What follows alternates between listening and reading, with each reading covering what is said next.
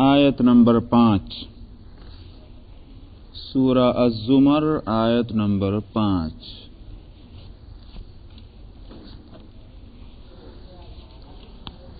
अऊज़ु बिल्लाहि मिनश शैतानिर रजीम।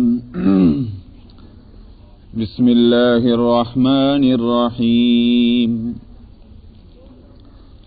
खलक़स समावाति वल अर्द बिल हक़्क़ युकव्विरुल लैला अलन नहारि व युकव्विरुन नहारा अलल लैलि व सख्खरश शम्स वल क़मर कुल्लुन यजरी लिअजलिन मुसम्मा अला हुवल अज़ीज़ुल गफ़्फ़ार।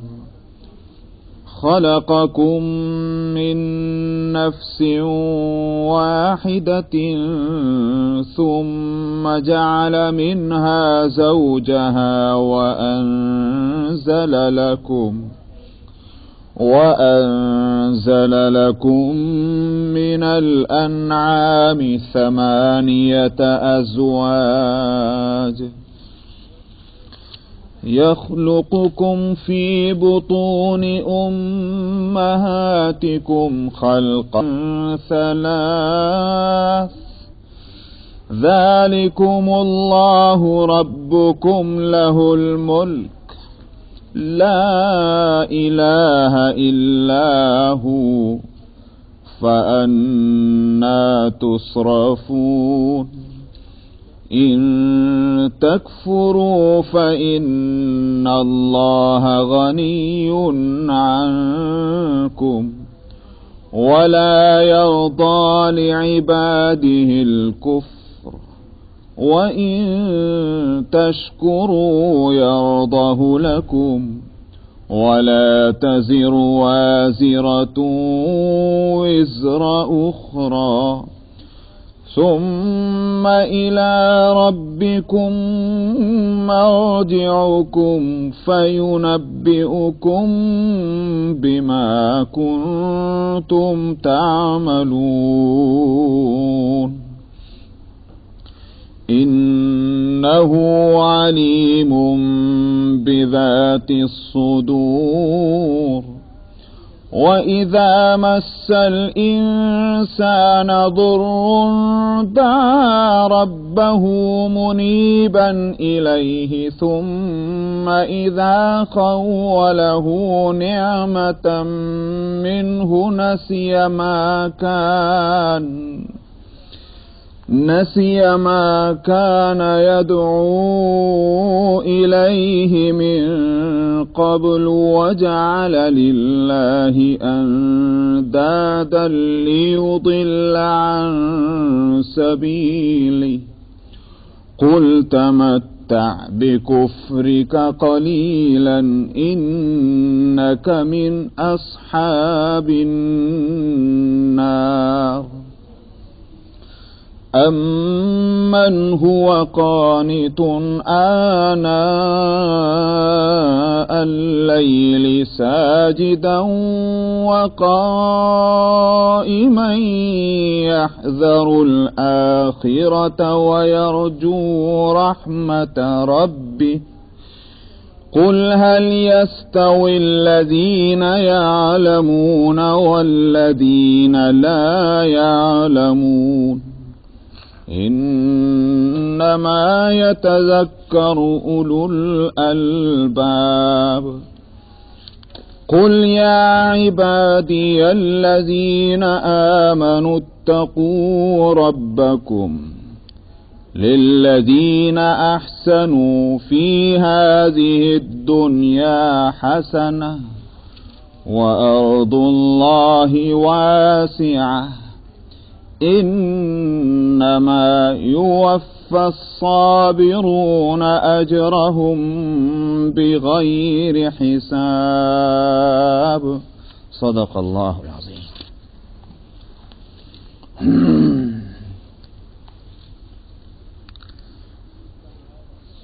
گزشتہ آیت میں فرمایا تھا کہ اگر اللہ تعالیٰ کسی کو اولاد بنانے کا ارادہ کرتا تو اللہ کے سوا چونکہ جو بھی کچھ ہے وہ اس کی مخلوق ہے، تو مخلوق میں سے کسی کو اولاد بناتا، تو ظاہر ہے کہ اولاد جو ہے وہ ماں باپ کی ہم جنس ہوتی ہے۔ تو پہلا فرق تو یہی ہوگا کہ کہاں خالق اور کہاں مخلوق، ہم جنس نہ رہی۔ جب ہم جنس نہ رہی تو پھر یہ عقیدہ رکھنا کہ اللہ کی اولاد ہے تو اس کا مطلب اللہ کو اندر عیب نکالنا ہے، اللہ کو گالی دینا ہے، جیسے کہ حدیث میں نے نقل کیا تھا کہ حدیث قدسی کہ ابن آدم مجھے گالی دیتا ہے اور حق نہیں تھا اس کو کہ مجھے گالی دے، تو یہ گالی کہ غیر جنس کی اولاد ہونا، یہ بات کہی گئی تھی گزشتہ آیت۔ آخر نے فرمایا تھا هو اللہ الواحد القہار، وہ اللہ واحد ہے اور قہار ہے۔ کیا معنی ہے واحد اور قہار کے؟ معنی تو سیدھے سیدھے ہیں، ایک ہے اور زبردست ہے، مگر یہ دو صفتیں جو لائے ہیں اس سے اس طرف اشارہ ہے کہ ایک ہے، اس کے معنی یہ ہیں کہ فی الحال کوئی دوسرا جو ہے اللہ کے صفات میں اور ذات میں شریک نہیں۔ ظاہر ہے کہ اولاد ہوگی تو اس کی صفتوں میں شریک ہوگی ہم جنس، اللہ اکیلا ہے، فی الحال کوئی شریک نہیں۔ اور القہار کے معنی یہ ہیں کہ آئندہ بھی کسی کے اللہ کے معاملے میں شریک ہونے کا کوئی امکان نہیں۔ کیوں؟ اس لیے کہ القہار کے معنی ہے زبردست، تو کوئی اتنا زبردست ہو کہ جو جیسے اللہ تعالی ہیں، جبھی تو اللہ کے خدائی میں شریک ہوگا، اور اس کا امکان نہیں کہ اللہ کے مقابلے میں کوئی اتنا زبردست ہو۔ اس لیے کہ اگر آپ یہ تجویز کر لیں کہ دو ذات ایسی ہیں کہ جو ایک سی زبردست ہیں، یہ ناممکن، یہ ہو نہیں سکتا۔ اسی کو قرآن حکیم میں بہت سمپل طریقے پر فرمایا، لو کان فیہما آلہۃ الا اللہ لفسدتا، اگر اس یونیورس میں، کائنات میں، اس عالم میں دو ہوتے سسٹم چلانے والے، اور سسٹم چلانے ہی والے نہیں بلکہ دو سیم پاور کے ساتھ، ایک سیم اتھارٹی کے ساتھ، پورے اختیار کے ساتھ، تو یہ نظام چلتا ہی نا، کبھی کا ٹوٹ چکا ہوتا، جس کی میں ہمیشہ ایک مثال دیا کرتا ہوں۔ کبھی یہاں ہم لوگ اور آپ سب لوگ یہاں جاب کرتے ہیں، ایک سسٹم ہے، جانا پہچانا سسٹم، ڈپارٹمنٹ کا ایک سپروائزر ہوتا ہے، سمجھا؟ ایک ہی سپروائزر ہوگا، یہ نہیں ہو سکتا کہ صاحب ایک ڈپارٹمنٹ کے ایک ٹائم میں ایک ہی جو ہے مقصد کے واسطے دو سپروائزر بنا دیے جائیں، یہ نہیں ہو سکتا۔ صاحب صبح کے 8 سے لے کر شام کے 6 بجے تک دو سپروائزر ہیں ایک ہی کام کے لیے، یہ کبھی نہیں ہوگا، اس لیے کہ سسٹم چلے گا نہیں۔ ایسے ہی یہ ہے کہ اللہ اس پوری سسٹم کو چلانے والی ایک ذات ہے حقیقتاً، اور امکان بھی نہیں کسی کے ہونے کا، اس لیے کہ کسی میں اتنی طاقت اور قوت ہے ہی نہیں کہ جو اللہ کے مقابلے میں آگے چل کر کے خدا، اس لیے القہار فرمایا۔ اس کے لیے اور دلائل آگے دیے جا رہے ہیں، کیوں؟ اس لیے کہ القہار ہونا سمجھ میں آئے۔ فرمایا خلق السماوات والارض بالحق، وہ ذات کون سی ہے اللہ کی؟ جس نے پیدا کیا آسمانوں کو اور زمین کو حق اور صداقت کے ساتھ، سچائی کے ساتھ، یا اس کے لیے ایک اور بھی ترجمے میں آپ اس کی رعایت کر سکتے ہیں بالحق کے، ریالٹی کے ساتھ، جس کو انگلش میں کہتے ہیں، یعنی اس کی کوئی حقیقت ہے، کھیل نہیں ہے، ہنسی کھیل نہیں ہے، دل لگی نہیں ہے کہ آپ کسی سے پوچھیں، کسی بچے سے بھئی کیا کر رہے ہو، آپ کہیں بھئی کھیل رہا ہوں، کیا مطلب ہوتا ہے کھیلنے کا؟ کھیلنے کے معنی یہ ہوتے ہیں کہ جو کام کیا جا رہا ہے اس سے کوئی مجھے اتنا بڑا مقصد نہیں حاصل ہو سکتا۔ مثال کے طور پر ایک بچہ جو ہے ریت میں مٹی میں کھیل رہا ہے، گھر بنا رہا ہے، کوئی پوچھا آپ سے کیا کر رہا ہے بچہ، آپ کیا کہیں گے؟ آپ یوں نہیں کہیں گے گھر بنا رہا ہے، آپ کہیں گے کھیل رہا ہے، اور گھر بنانے کا بھی لفظ آپ بولیں گے تو اسی سینس میں کہ کھیل رہا ہے۔ کیوں؟ اس واسطے کہ صورت کے اعتبار سے تو گھر بنانا ہے، مگر حقیقتاً گھر بنانا نہیں ہے، یہ ایسا گھر نہیں کہ آپ اس میں جا کر رہنا شروع کر دیں گے، یہ کھیل ہے۔ تو کھیل اور حقیقت ایک دوسرے کے مقابل چیزیں۔ اللہ سبحانہ و تعالی نے آسمان اور زمین کو کھیل نہیں بنایا کہ صاحب بچہ جو ہے ایک وقت میں وہ گھر بنا رہا ہے اور جب وہاں سے بھاگتا ہے تو ہاتھ مار دیتا ہے، وہ کھیل ختم۔ اللہ میاں نے ایسے نہیں بنایا، بلکہ اس کے ساتھ حقیقتیں ہیں، مقصد ہے، حکمت ہے، اس کے ساتھ اللہ تعالیٰ نے اس پوری کا آپ دیکھتے ہیں۔ اس حقیقت کو سمجھنے کے لیے جس بات کو میں کہہ رہا ہوں، ذرا اپنے ساری توجہ کو ایک مسئلے پر لے آئیے۔ وہ ہے مسئلہ کیا؟ ہم کھانا کھاتے ہیں، ایک لقمہ ہمارے لیے جو ہمارے کھانے کا ہے، اس کی تیاری میں آپ دیکھیں کہ زمین سے لے کر اور آسمان تک کتنی توانائیاں جو ہیں وہ اس میں استعمال ہوئی ہیں، اور ٹھیک اپنے وقت پر، دھوپ لگی اپنے وقت پر، ہوا لگی اپنے وقت پر، پانی پڑا اپنے وقت پر، زمین نے اپنی انرجی جو خرچ کی وہ اپنے وقت پر، ساری کی ساری چیزیں اس لقمے کی تیاری پر ٹھیک اپنے وقت پر لگتی چلی آ رہی ہیں۔ فصل جب کسان کاٹتا ہے تو ٹھیک جو اس کا موسم آتا ہے اسی میں کٹ جاتی۔ یہ نہیں ہوتا کہ بھائی اس سال چونکہ ہوائیں جو ہیں وہ ذرا بھول ہو گئی تھی ڈپارٹمنٹ میں اور ہوا وقت پہ نہیں چل رہی لہذا آپ کی فصل جو ہے وقت پہ نہیں کٹے گی۔ یہ سوال نہیں، ہر کام وقت پر ہے، اور وہ ساری ایک لقمے کی تیاری میں جتنی جو ہے ذرائع کا استعمال ہونا ہے وہ سب ہوتا ہے، کوئی اس میں مسنگ نہیں ہوتی۔ اگر یہ مختلف ہوتے چلانے والے اس سسٹم کو، تو اس میں یہ جس کو کیا کہتے ہیں، کوآرڈینیشن انگلش میں کہتے ہیں، یہ ہرگز نہ ہوتا۔ یہ صورت ہے کہ آسمان سے لے کر زمین تک ایک ایک چیز اپنی اپنی جگہ پر کام کر رہی ہے۔ سمجھ میں آیا؟ کس کے لیے ایک لقمہ تیار ہو رہا ہے؟ تو معلوم ہوا کہ اس کے پیچھے کتنی حقیقتیں ہیں اور کتنے حقائق ہیں جس کو ظاہر ہے کہ اللہ سبحانہ و تعالی جانتے ہیں، تو اس کو کھیل نہیں کہا جائے گا۔ یہیں سے یہ جس نقطے کو خود سمجھ لیجئے کہ جب ایک لقمے کی تیاری میں یہ زمین سے آسمان تک لگایا گیا ہے تو جس کے واسطے یہ لقمہ تیار کیا گیا وہ بے حقیقت ہوگا، اس کا کوئی مقصد نہیں ہوگا پیدا کیے جانے کا۔ عجیب تماشا ہے۔ اس لیے قرآن حکیم میں جگہ جگہ جو بالحق کا لفظ لایا جاتا ہے، خلق السماوات والارض بالحق، یہ اسی واسطے کہ تم جب اس کو تسلیم کرتے ہو کہ آسمان سے لے کر زمین تک کوئی چیز بے حقیقت نہیں ہے، بے مقصد نہیں ہے، بے حکمت نہیں ہے، تم اپنے بارے میں سوچو کہ صاحب اذا متنا وکنا ترابا ذالک رجم بعید، جب ہم مر جائیں گے مٹی میں مل جائیں گے پھر دوبارہ کہاں سے زندہ ہوں گے، یہ سمجھ میں نہیں آتی، یہ نہیں تم کو سمجھ میں آتا۔ اس کا مطلب یہ ہوا کہ ساری چیزیں حقیقت ہیں لیکن ہم بے حقیقت ہیں، کوئی مقصد ہمارا نہیں۔ اس کو قرآن حکیم دو لفظ اس ایک لفظ میں کہتا ہے، خلق السماوات والارض بالحق، پیدا کیا ہے اس نے آسمانوں کو اور زمین کو حقیقت کے ساتھ۔ پھر اس کا اختیار اور القہار جو بتایا گیا تھا، اس کے مظاہر کیا ہیں؟ یکبر اللیل علی النہار، پیدا کر دینے کے بعد نظام بھی وہی چلا رہا ہے، اور کیسا کنٹرول ہے اس کا۔ فرمایا رات کو وہ چڑھا دیتا ہے زمین کے اوپر، کیسے چڑھانا؟ تکویر کہتے ہیں ایک چادر کی طرح کسی چیز کو ایک دوسرے پر جیسے آپ چادر ڈال کر سو جاتے ہیں، یہ ہے تکویر۔ فرمایا یکبر اللیل علی النہار، رات کو ڈھانپ دیتا ہے دن کے اوپر۔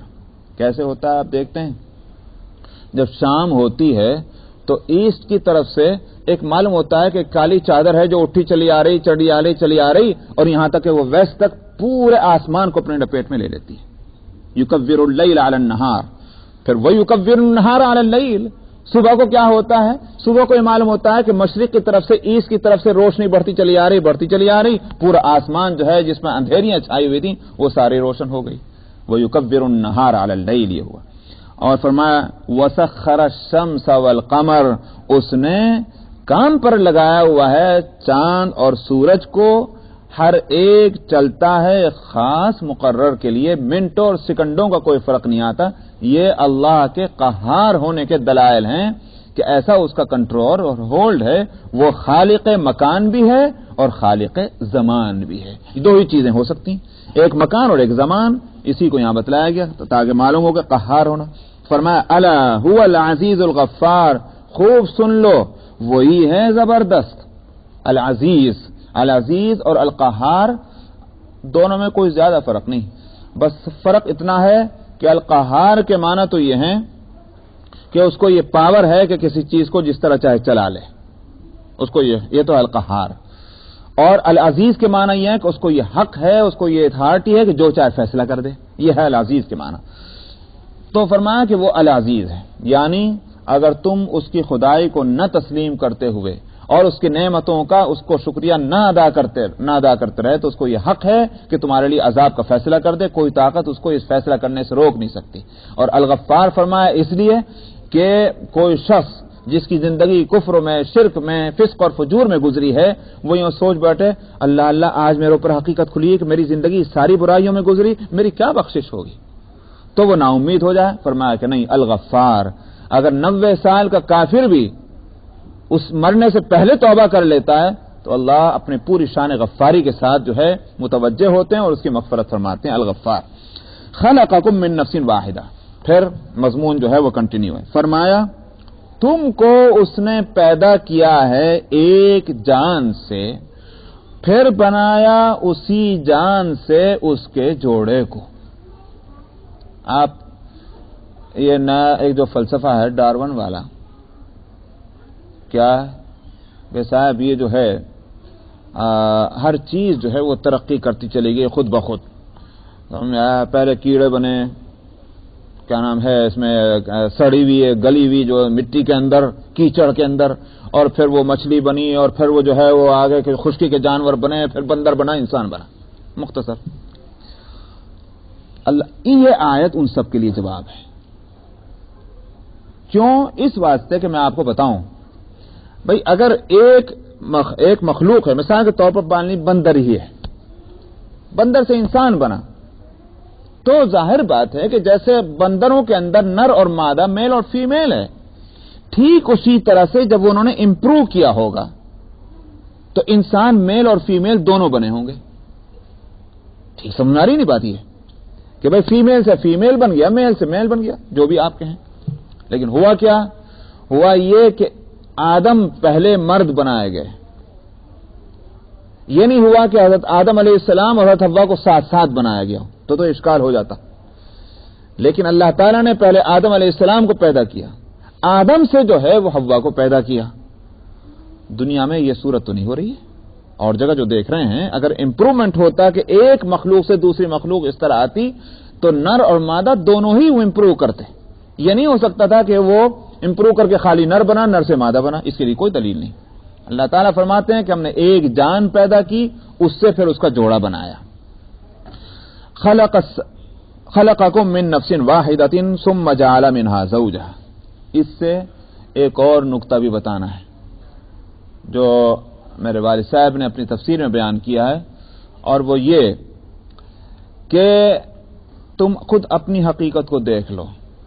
تم اگر ایک ذات سے نکل کر آئے ہو، تمہارا وجود اگر ایک ذات سے چلا اور بلینز اور بلینز پھیلتے چلے گئے تو تم کو یہ سمجھ میں نہیں آتا کہ ایک ذات سے پوری کائنات چل سکتی. ایک ذات ہے، اس کا مطلب یہ ہے کہ اس کثرت میں وحدت ہیں بے شمار چیزیں، آسمان زمین، لیکن یہ ایک ذات سے آ رہی ہیں. یہ تم کو نہیں سمجھ میں آتا. اللہ کا ایک ہونا سمجھ میں نہیں آتا. تم خود ایک ذات سے چلے آؤ، یہ سمجھ میں آ رہا ہے. یہ اس نقطے کو بھی بتانا تھا. خلقکم من نفس واحدہ ثم جعل منها زوجها وانزل لكم من الانعام ثمانیة ازواج. اور اسی نے اتارا ہے تمہارے لیے جانوروں میں سے 8 جوڑے. اس کی کوئی خاص خصوصیت نہیں ہے. 8 جوڑوں سے مراد سورہ اعراف کے اندر 8ویں سپارے میں بیان کیا گیا. وَمِنَ الْأَنْعَامِ حَمُولَةً وَفَرْشًا كُلُوا مِمَّا رَزَقَكُمُ اللَّهُ ثمانیة ازواج من الضأن اثنین ومن المعز اثنین. 8 جوڑے ہم نے پیدا کیے. 2 تو بھیڑ یا دمبا جو بھی آپ کہیں، لیمب. 2 من المعز اثنین من الضأن اثنین ومن المعز اثنین. 2 بکریاں، ان کا جوڑا نر اور مادہ. اسی طرح سے ومن المعز اثنین، بھیڑ لیمب جس کو کہتے ہیں، اس کا جوڑا. آگے فرمایا ومن الابل اثنین، اسی طرح سے اونٹوں کا ایک جوڑا. ومن البقر اثنین، گائے یا بھینس جو بھی کہیں، ان دونوں کے لیے بقر کا لفظ آتا ہے، ان کا ایک جوڑا. تو اس طرح سے یہ 8 جانور ہم نے پیدا کیے. ان 8 کا تذکرہ اس لیے ہے کہ انسان کے استعمال میں یہی زیادہ طور پر آتے ہیں. بھئی یا بکریاں استعمال ہو رہی ہیں، یا دمبے استعمال ہو رہے ہیں، لیمب یا اونٹ استعمال ہو رہے ہیں، یا پھر گائے وغیرہ استعمال ہو رہی، بھینسیں. زیادہ تر یہی جانور استعمال ہوتے ہیں جو انسان کی خدمت پر لگے رہتے ہیں. اس لیے ان کا تذکرہ. اور میں کہ تمہیں اور تمہارے ساتھ تمہارے استعمال میں آنے والے ان جانوروں کو اسی نے پیدا کیا جو تمہارے حق میں یہ نعمتیں ہیں. यखलुकुकुम फी बुतून उम्महातिकुम, और इसी के साथ फरमाया तुमको उसने किस तरह पैदा किया। ये तो बतला दिया कि एक जात से तुम्हारी सबकी पैदाइश हुई आदम से, लेकिन एक खुद इससे मुख्तलिफ एक और भी एक नेमत है अल्लाह की, या यूं कहिए कि उसके कमाल कुदरत है।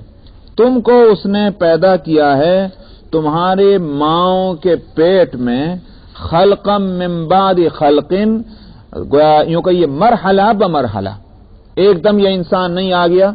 आप देखते हैं कि फैक्ट्री से पुर्जा ढलकर आता है, कैसा आता है भाई, एकदम आ गया वो फैक्ट्री से, उससे क्या नाम है खराद मशीन जो होती है उससे निकल कर आ गया पुर्जा। ऐसा नहीं हुआ।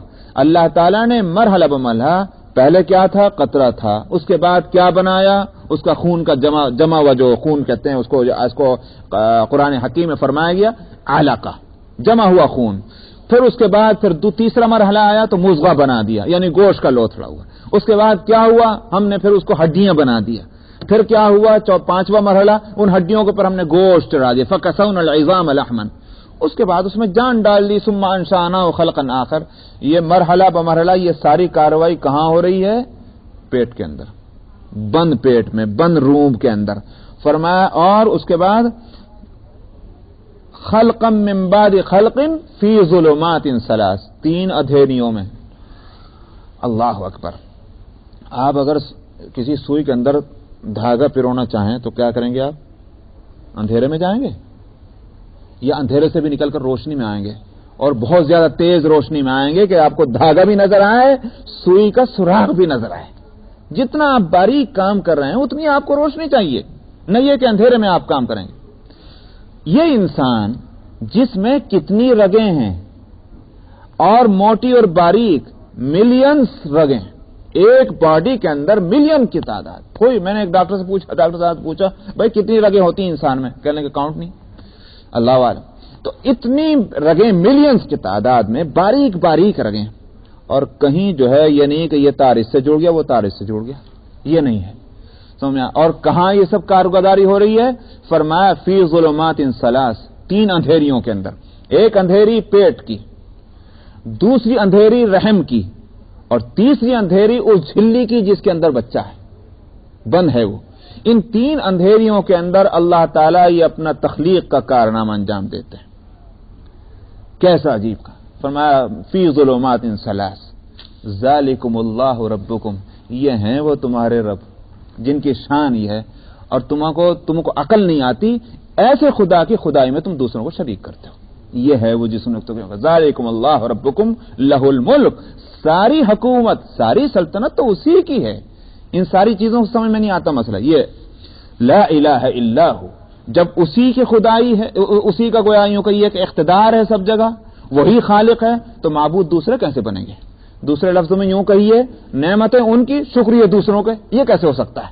जिसकी नेमत शुक्रिया उसी का होना चाहिए। ला इलाहा इल्लाहु फअन्ना तुसरफून, फिर तुम कहां बहकाए जा रहे हो, कहां फिराए जा रहे हो। असल तर्जुमा तो यह है, मुझे पसंद आया यहां ये तर्जुमा मौदूदी साहब का, इसलिए कि और दूसरे हजरात ने जो तर्जुमा किया वो कहां फिरे जा रहे हो। हज़रत थानवी रहमतुल्लाह अलैह ने बहुत एहतियात से तर्जुमे में एक रियायत की है, कहां तुम हक से फिरे जा रहे हो। लेकिन मौदूदी साहब का तर्जुमा जो है वो मेरे ख्याल से बहुत जानदार है। यहां तुम कहां से फिराए जा रहे हो, ये बहुत ठीक है। तुसरफून का ये माना, मुराद ये है कि तुम खुद ही नहीं भटक रहे, कोई हैं पीछे जो तुम्हें भटका रहे हैं। वरना ये मोटी मोटी बातें तो हर एक के समझ में आ जानी चाहिए, मगर कोई है तुम्हें भटकाता है। अच्छा मियां, फिर उनसे क्यों नहीं हम कह रहे, इसलिए नहीं कह रहे कि उनका कारोबार इसी तरह चलना है, वो तो सुनेंगे नहीं, मगर तुम तो अकल से काम लो, तुम क्यों भटक रहे हो।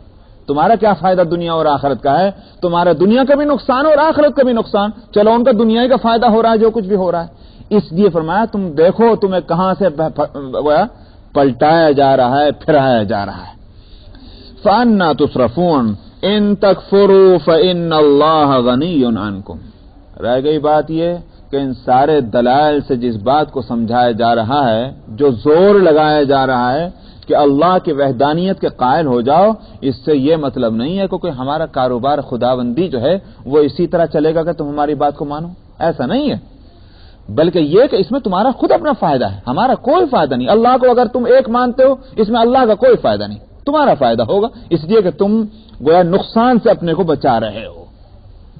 جسے فرمایا کہ ان تکفروا، اگر تم کفر کرو گے، فإن اللہ غنی عنکم، اللہ تم سے بے پرواہ ہے، تمہارے سے اللہ کی کوئی حاجت اور کوئی ضرورت اٹکی ہوئی نہیں ہے۔ حدیث میں آتا ہے، نبی کریم صلی اللہ علیہ وسلم نے ایک حدیث قدسی ہے، حدیث تمہارے اولین اور آخرین کا مطلب جو پہلے گزر چکے ہیں، جو بعد میں آنے والے ہیں، جن سب مل کر کے اگر نافرمانی کرنے لگ جائیں، ایک بھی فرما بردار نہ رہے، فرمایا میری حکومت اور سلطنت سے اس کو کوئی نقصان نہیں پہنچ سکتا۔ یہ نہیں ہے کہ صاحب تم اگر ہمارے حق میں نعرے لگاؤ گے تمہاری لیڈری چلے گی، ہماری خدائی چلے گی، ایسا کوئی مسئلہ نہیں ہے۔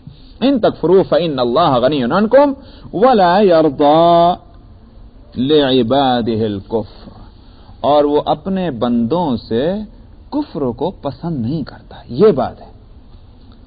اچھا صاحب، یہاں ایک مسئلہ ہے علم کلام کا۔ علم کلام کا مطلب جو عقیدے سے متعلق چیزیں ہوتی ہیں، اس میں مسئلہ یہ ہے، ایک ہے پسند اور ایک ہے ارادہ، یہ دو بالکل الگ الگ چیزیں ہیں، اس میں خلط ملط مت کیجیے۔ ایک ہے پسند اور ایک ہے ارادہ، یعنی یہ بات میں اس لیے کہہ رہا ہوں کہ اللہ کو پسند نہیں ہے تو ایک سوال پیدا ہوتا ہے، پھر کفر ہو کیوں رہا ہے؟ اللہ کو پسند نہیں ہے تو پھر دنیا میں کفر ہو کیوں رہا ہے؟ حالانکہ اللہ تو با اختیار ہے، تو پھر ہو کیوں رہا ہے؟ اس لیے میں اس کا جواب دینا چاہ رہا ہوں۔ ایک ہے رضا، پسند، اور ایک ہے ارادہ، یہ دو بالکل الگ چیز ہیں۔ اسی واسطے ارادے کے اپوزٹ جو چیز آتی ہے وہ ہے بے ارادہ، غیر اختیاری، یہ آتا ہے۔ اور رضا کے اپوزٹ مقابل میں جو چیز آتی ہے اس کو عربی میں کہتے ہیں سخط، سین خا اور طا، جس کو اردو میں عدم رضا کہہ سکتے ہیں۔ ایک کام ایسا ہو سکتا ہے کہ جو اللہ کو پسند نہیں ہے مگر اللہ کی مصلحت یہی ہے کہ وہ ہو، ظاہر کو اس کے ارادے سے ہے، سمجھ میں آئے؟ اور ایک کام ٹھیک اسی طرح سے یہ ہو سکتا ہے کہ بھئی اللہ نے اس کے کرنے کا ارادہ نہیں کیا اور پسند ہے کہ وہ ہو، پسندیدہ ہے وہ کام اللہ کا، تو یہ دونوں چیزیں ہو سکتی ہیں۔ دنیا میں جو کچھ ہوتا ہے، اچھائی ہو یا برائی ہو، یہ ہے اللہ کے ارادے ہی سے، یہ نہیں ہو سکتا کہ اللہ کے ارادے کے بغیر دنیا میں ہو رہا ہے، یہ نہیں ہو سکتا، یہ سوال پیدا نہیں ہوتا کہ اللہ کے ارادے کے بغیر دنیا میں کچھ ہو رہا ہے۔ مگر اللہ کی پسند اور ناپسند یہ بالکل الگ چیزیں ہیں۔ اللہ کو پسند ہے ایمان، اللہ کو پسند ہے حقانیت، اللہ کو پسند ہے صداقت۔ جھوٹ اللہ کو پسند نہیں، مگر اس کے باوجود دنیا میں جھوٹ ہے، اس میں اللہ کے ارادے کو دخل ہے، اللہ کے ارادے کے بغیر نہیں ہو رہا ہے۔ اس کی حکمتیں کیا ہیں اس کو اللہ ہی بہتر جانتے ہیں۔ تو یہاں فرمایا کہ ولا یرضی لعباده الکفر، نہیں پسند کرتا وہ اپنے بندوں کے لیے کفر کو، وان تشکروا یرضه لکم، اور اگر تم اس کا شکر کرو گے تو وہ اس کو تمہارے لیے پسند کرتا ہے۔ یہاں آپ ابتدا میں کہا گیا ان تکفروا، اگر تم کفر کرو گے اللہ بے، اور کہا گیا وَإِن تَشْكُرُوا يَرْضَهُ لَكُمْ، اگر شکر کرو گے اللہ پسند کرے گا۔ کفر کے مقابلے میں شکر کے مقابلے میں کفر لائیں۔ سمجھ آئی نہیں بات؟ اصل میں حقیقت یہی ہے، کفر اور شکر ایک دوسرے کے مقابل ہیں۔ نام ہے اللہ کو اس کی اپنے تمام ان صفتوں کے ساتھ کہ جس کا اظہار ہمارے حق میں نعمت ہے۔ لفظ میرے سمجھ میں آ رہا ہے کچھ نہیں؟ میں نے کہا کہ اللہ کو اس کی تمام ان صفتوں کے ساتھ ماننا کہ جن کی صفتوں کا اظہار ہمارے حق میں نعمت ہے۔ اللہ کا خالق ہونا ہمارے حق میں نعمت ہے کہ نہیں؟ اللہ کا رازق ہونا ہمارے حق میں نعمت ہے کہ نہیں؟ اللہ کا قادر ہونا ہمارے حق میں نعمت ہے کہ نہیں؟ اللہ کا غفار ہونا، یہ ساری صفتیں ہمارے حق میں نعمت ہیں۔ ان ساری صفتوں کے ساتھ اللہ کو ماننا، اس کا نام ایمان ہے۔ اور جب اللہ کو تمام صفتوں کے ساتھ مانا تو قدرتی طور پر آپ اس کے شکر گزار بنے، اس لیے کہ آپ نے مانا کہ یہ نعمت اللہ کی ہے، اس نے ہم کو پیدا کیا، اس نے ہم کو کھانے کو دیا، اس نے ہم کو زندگی دی، اس نے ہم کو یہ کیا۔ یہ ساری جب چیزیں پیدا ہوئیں تو اسی کا نام تو شکر ہے۔ تو ایمان اور شکر جب دو گئیں تو اس کے مقابل میں کفر ہو گیا۔ ایک کافر جو ہے وہ دراصل نعمتیں تو اللہ کے استعمال کرتا ہے مگر اللہ کو نہ مان کی ہے اللہ کی، اس لیے وہ کفر ہے۔ تو اس میں کوئی شبہ نہیں ہونا چاہیے کہ کفر اور شرک جو ہے وہ کفر اور شکر ایک دوسرے کے مقابل کیوں لایا گیا۔ وَلَا تَزِرُ وَازِرَةٌ وِزْرَ أُخْرَىٰ، اور فرمایا کہ ہمارے یہاں قاعدہ یہ ہے کہ کوئی بھی انسان ایک دوسرے کا بوجھ نہیں اٹھاتا، یعنی یہ خیال نہ ہو کہ ٹھیک ہے بھائی ہم تو برے ہیں مگر ہمارے خاندان میں چونکہ فلاں صاحب ایسے گزر چکے ہیں ایسے اور ویسے تو آخر وہ ہمارے کام آئیں گے، ہماری جان چھڑا لیں گے۔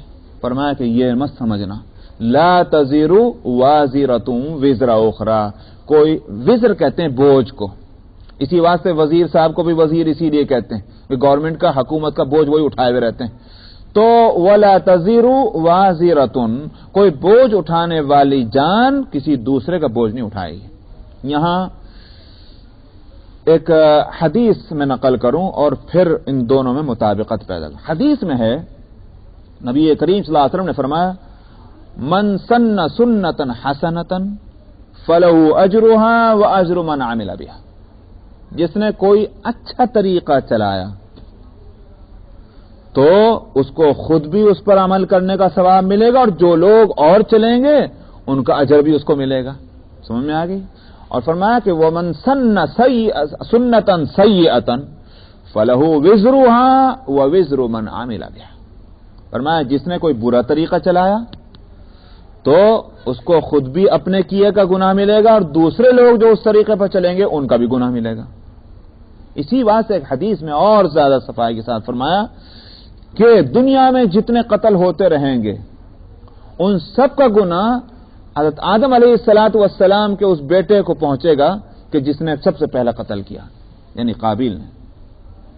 یہ حدیث میں موجود ہے۔ اور یہاں آیت کیا کہہ رہی؟ لا تزر وازرۃ وزر اخرى، کوئی ایک جان دوسرے کے بوجھ نہیں اٹھائے گی۔ تو ان دونوں میں کچھ ٹکراؤ معلوم ہوتا ہے کہ نہیں ہوتا؟ وہاں تو معلوم ہوتا ہے کہ بھئی دوسرا عمل کرے گا تو ان کو گناہ ملے گا، دوسرا نیکی کرے گا تو ان کو ثواب ملے گا، اور یہاں یہ آیت کہہ رہی کہ نہیں بس ہر ایک کو اپنا اپنا جواب دینا ہے۔ دونوں میں جوڑ یہ ہے کہ وہ جو اچھا طریقہ چلانے والا ہے اس نے دو عمل کیے ہیں، اسی طرح سے برا طریقہ جو ہے جس نے کیا پہلے اس نے دو عمل کیے ہیں، ایک تو خود اپنے لیے جو کام کیا اچھا یا برا، اور دوسروں کی جو رہنمائی کی ہے۔ یہ رہنمائی خود ایک عمل ہے، سمجھا؟ آپ اس کو مانے نہ مانے، مثلا تھوڑی دیر کے لیے مان لیجئے آپ کہیں کہ صاحب پلاسکی کہاں ہے، جانا آپ کو ہے، مجھے نہیں جانا پلاسکی، مگر میں آپ کو راستہ بتاؤں کہ صاحب یہاں سے یوں نکلیے فلاں جگہ چلے جائیے۔ اب اگر آپ ٹھیک اس منزل پہ پہنچ گئے ان راستوں پر چل کر جو راستہ میں نے بتایا تو آپ کہیں گے ماشاءاللہ بہت اچھا کیا بھائی، اللہ اسے جزا خیر دے۔ اور اگر آپ کہیں بیچ میں بھٹک گئے کیونکہ میں نے غلط بتایا تو آپ کہیں گے بھائی عجیب تماشا ہے، ایک آدمی کو نہیں آتا تو مجھے کیوں بتایا اس نے؟ ارے بھائی میں نے کیا قصور کیا؟ ظاہر ہے کہ یہ ایک رہنمائی ہے، صحیح رہنمائی قابل تعریف ہے، غلط رہنمائی ظاہر ہے کہ قابل مذمت ہے۔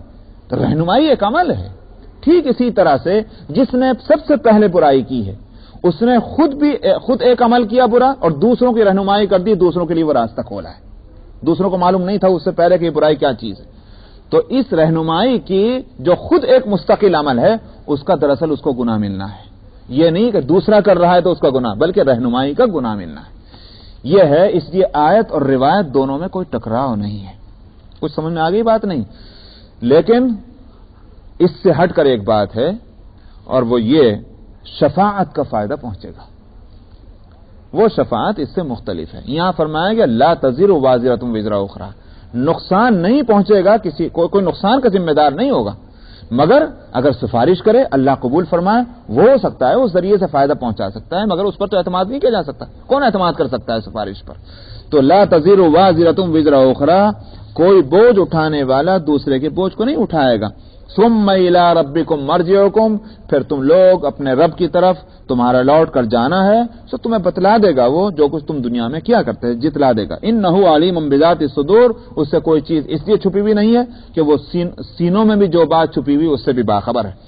وَإِذَا مَسَّ الْإِنسَانَ ضُرٌّ دَعَا رَبَّهُ مُنِيبًا إِلَيْهِ، فرمایا انسان کا عجیب مزاج ہے اور عجیب اس کا طریقہ عمل ہے، اور وہ یہ کہ جب انسان کو کوئی نقصان پہنچتا ہے تو اپنے رب کو خاص توجہ کے ساتھ، پوری توجہ کے ساتھ، کانشسنس کے ساتھ گڑ گڑا کر اسی کو پکارنے لگتا ہے، اللہ یہ کر دے، اللہ یہ کر دے، اللہ یہ کر دے۔ جب نقصان پہنچتا ہے تو اللہ یاد آتا ہے۔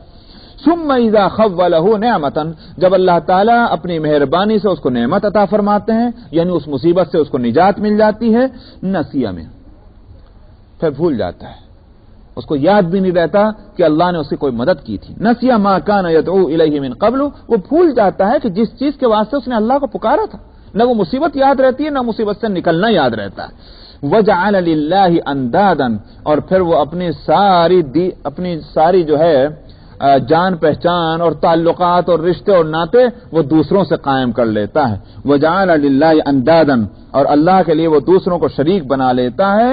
لیضل عن سبیلی، نہ خود ہی بھٹکتا ہے بلکہ دوسروں کو بھی اپنے قول اور عمل سے بھٹکاتا ہے۔ قل تمتع بکفرک قلیلا، تو فرما دیجئے ٹھیک ہے اپنے کفر کے ذریعے سے تھوڑا دن اور مزہ لوٹ لے، فائدہ اٹھا لے۔ انک من اصحاب النار، حقیقت یہ ہے کہ تو جہنم والا ہے، تو آخر کو لوٹ کر آنا ہے، وہاں مزہ چکھ لے گا، فائدہ اٹھا لے کفر سے جتنا اٹھانا ہے۔ امن ہوا قانت آناء اللیل، ایک تو قسم لوگوں کی ہے، فرمایا ایک دوسری قسم ان کے مقابلے میں کن لوگوں کی ہے؟ فرمایا کہ وہ کہ جو رات کے حصوں میں اللہ کے لیے کھڑا ہوتا ہے، سجدہ کرتا ہے۔ قانت، قنت یقنتو کے معنی آتے ہیں، عام معنی ہے فرما برداری، اطاعت شیاری کے، اور جب نماز کے ساتھ اس کا لفظ آئے گا اس کے معنی ہوتے ہیں نماز اس طرح پڑھنا کہ دل متوجہ ہو اللہ کی طرف، اور اپنے اعضاء اور جوارے جو ہیں وہ بھی اس سے بھی توجہ ہونی چاہیے۔ کیا مطلب؟ بے وجہ بھی ہاتھ پاؤں یوں ہلاتے رہنا اس طرح سے نماز کے اندر، اور نظروں کو بھی ادھر ادھر گھماتے رہنا، یہ نہیں ہو، یہ ہے ظاہری طور پر توجہ۔ اور قلبی طور پر توجہ کے معنی یہ ہے کہ ارادتاً اللہ کے علاوہ کچھ اور چیزوں کا خیال قائم کرنا یہ نہ ہو، بلا ارادہ کچھ خیالات آ جائیں وہ معاف ہیں، اس لیے کہ یہ وسوسے ہیں، وسوسوں پر انسان کو قدرت نہیں، وہ معاف ہیں، لیکن ارادتاً خیال قائم کرنا اللہ کے علاوہ کسی اور چیز کا، یہ ہے قنوت کے خلاف۔ تو فرمایا کہ امن ہوا قانتن، وہ کہ جو رات کے حصوں میں اللہ کے لیے توجہ کرے اور خشوع اور خضوع سے ہو، سجدے کی حالت میں اور قیام کی حالت میں، اور یحذر الآخرہ، اس کے اندر دو باتیں ہوں، آخرت کا ڈر ہو اور اللہ کی رحمتوں کے اسے امید ہو، یہی ایمان ہے، ڈر اور خوف کے درمیان ایمان ہے۔ حدیث میں آتا ہے، حضرت عبداللہ بن عباس رضی اللہ عنہ کے ہے حدیث کہ جس شخص کو یہ خواہش ہو کہ قیامت کے دن روز حساب اللہ تعالیٰ اس پر مہربانی فرمائے، اس کو چاہیے کہ اللہ اس کو دنیا میں رات کی اندھیریوں میں جبکہ لوگ سوتے ہوں، اس کو اللہ تعالیٰ نماز کے اندر کھڑا ہوا اور سجدے کی حالت میں پائیں، اور اس میں یہ دو باتیں ہوں کہ وہ آخرت کا خوف بھی ہو اور اللہ کی رحمتوں کی امید بھی ہو۔ اللہ تعالیٰ اس کی توفیق عطا فرمائے۔ تو اسی یہ آیت جو ہے اسی مضمون کو بتلا رہی ہے جس مضمون کو حضرت عبداللہ ابن عباس نے فرمایا کہ امن ہوا قانت آناء اللیل ساجدا وقائما یحذر الآخرۃ ویرجو رحمت ربی۔ کہاں یہ دو قسم کے افراد، ایک تو وہ جن کا بھی تذکرہ ہوا اور ایک یہ، تو کیا یہ دونوں برابر ہو سکتے ہیں؟ اگر یہ دونوں برابر ہو سکتے ہیں تو اس کے معنی یہ ہو گئے کہ روشنی، اندھیرا، علم اور جہالت، عقل اور نہ بے عقلی، یہ سارے برابر کر دیے تم نے۔ فرمایا آپ کہہ دیجئے کیا برابر ہو جائیں گے وہ کہ جو علم رکھتے ہیں اور وہ جو علم نہیں رکھتے؟ عالم اور جاہل کہیں برابر ہوا کرتے ہیں؟ انما یتذکر اولو الالباب، مگر اتنی صاف بات کو سمجھنے کے لیے بھی دراصل عقل چاہیے، عقل مند ہی اس بات کو سمجھ پاتے ہیں۔ بس اعوذ باللہ من الشیطان الرجیم، بسم اللہ الرحمن الرحیم، قل یا عبادی الذین آمنوا اتقوا ربکم للذین احسنوا فی هذه الدنیا حسنہ وَأَرْضُ اللَّهِ وَاسِعَةٌ إِنَّمَا يُوَفَّى الصابرون أجرهم بغير حساب. قل إني أمرت أن أعبد الله مخلصا له الدين وأمرت لأن أكون أول المسلمين. قل إني أخاف إن عصيت ربي عذاب يوم عظيم. قل الله أعبد مخلصا له ديني فاعبدوا ما شئتم من دوني. قل إن الخاسرين الذين خسروا أنفسهم وأهليهم يوم القيامة ألا ذلك هو الخسران المبين. لهم من فوقهم ظلل من النار ومن تحتهم ظلل ذلك يخوف الله به عباده يا عباد فاتقون. والذين اجتنبوا الطاغوت أن يعبدوها وأنابوا إلى الله لهم البشرى. فبشر عباد الذين يستمعون القول فيتبعون أحسنه أولئك الذين هداهم الله وأولئك هم أولو الألباب. أفمن حق عليه كلمة العذاب أفأنت تنقذ من في النار. لكن الذين اتقوا ربهم لهم غرف من فوقها غرف مبنية تجري من تحتها الأنهار وعد الله لا يخلف الله الميعاد. ألم تر أن الله أنزل من السماء ماء فسلكه ينابيع في الأرض ثم يخرج به زرعا مختلفا ألوانه